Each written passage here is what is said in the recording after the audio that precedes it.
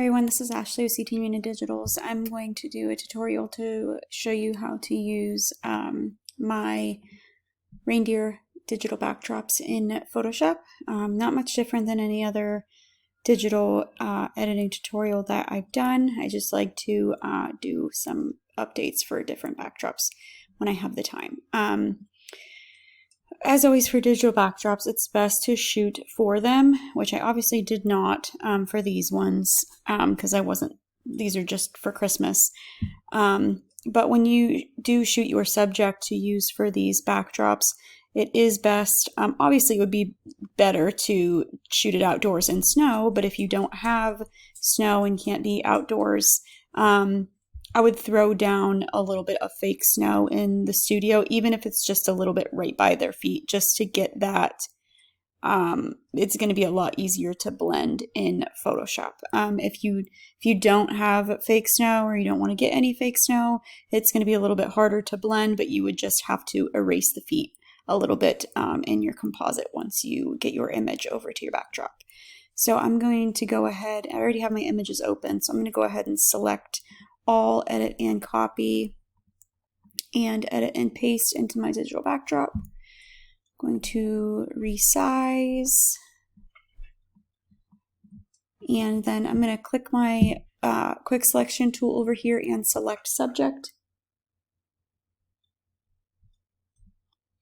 Okay, and it's selected pretty good, and then I'm going to duplicate that layer, create a layer mask, and then I'm going to go ahead and get rid of this layer right here in the middle. And then that's just going to have my subject there. And then at this point I would resize.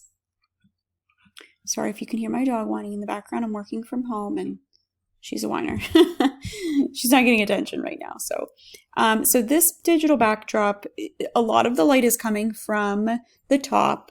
But if you look, you can see that more of the shadow is to the right over here. So that would mean the light is coming from the top left over here. So we want the light to match. So I'm going to go ahead and flip my subject, or you can flip the backdrop. I'm not doing this for a client gallery, so I'm gonna flip the subject. But if you were doing this for a client, you would probably want to switch the backdrop. So you're not you don't want to switch your client there. Okay. I don't really know where I want to place her. I want her a little bit closer. There we go.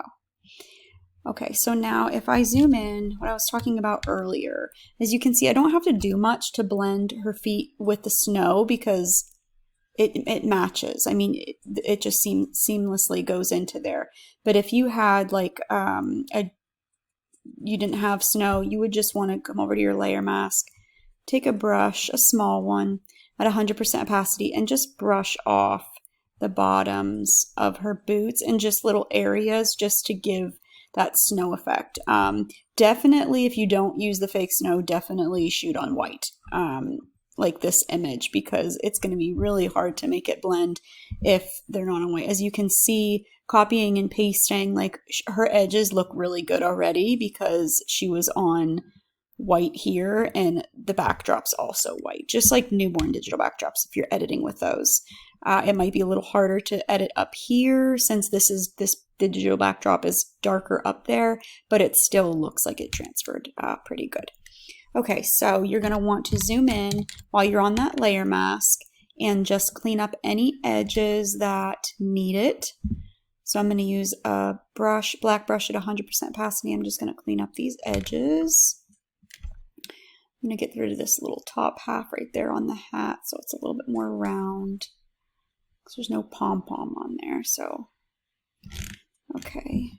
So you can press X on your keyboard to switch between your white and black brush. White is to brush on, black is to brush off. Saves you from having to come over here every time to switch back and forth between those brushes. Okay, I'm not going to touch the hair.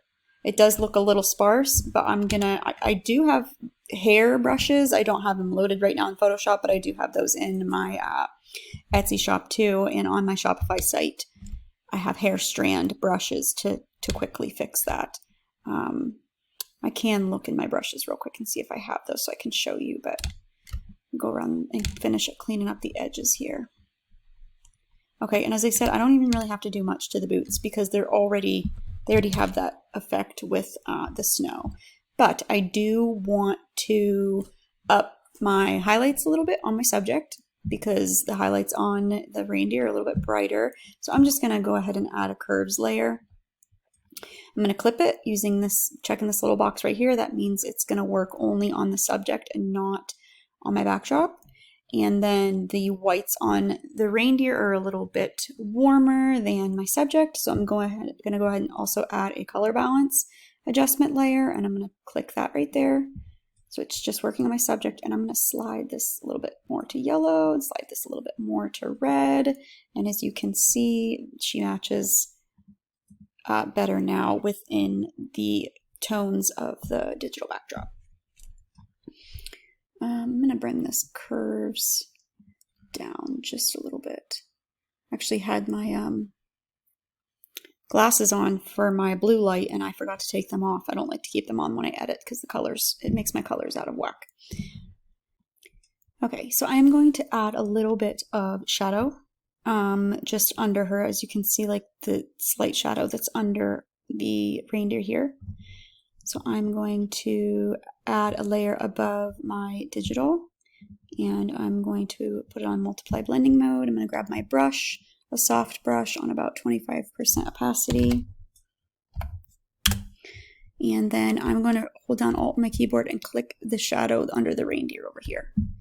And then I'm just going to add just a little bit, little by little, under her.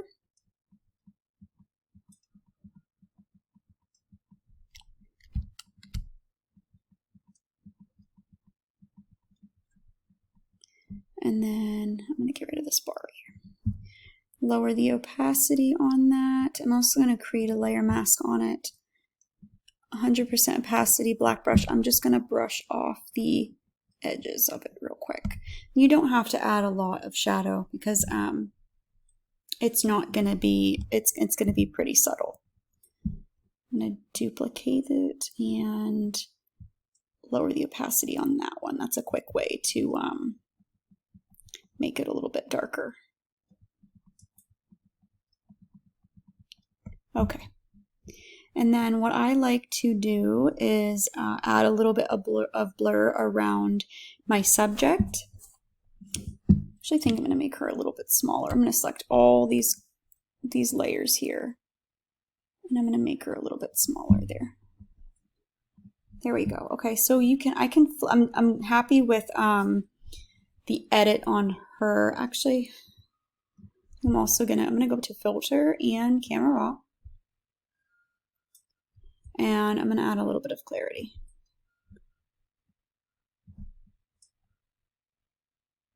There we go. Now that matches a little bit better with the reindeer. Okay, I'm going to flatten that, and then I'm going to grab my blur tool. I'm going to zoom in, and I'm just going to blur just the very edge of, oh, I didn't use my hair brushes, but those are in my shop if that's something, because that's not bad on this one, something you want to check out. And just doing the very edges here, just getting her to blend. You can add a lens blur too on the entire backdrop now if you want to do that.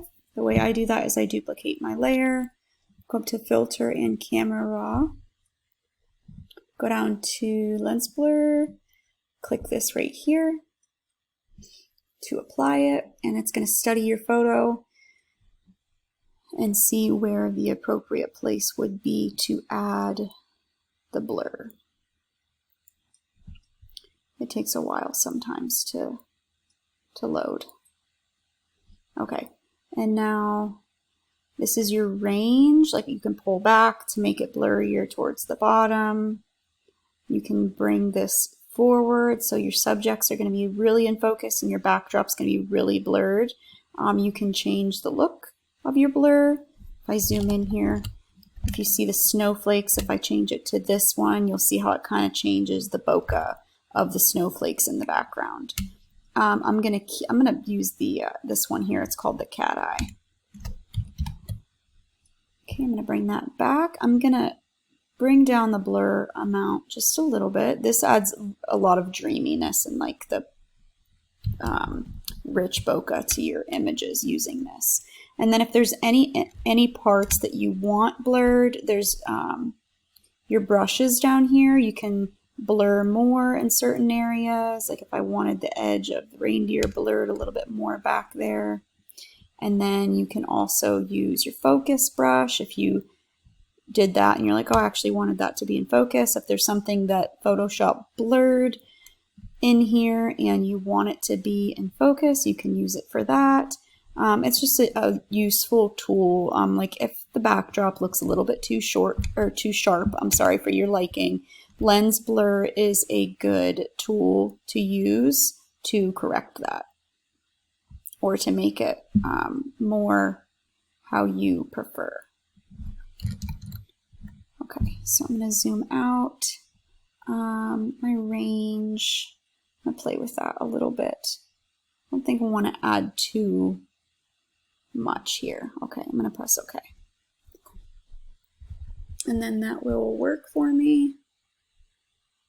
Everything's still spinning.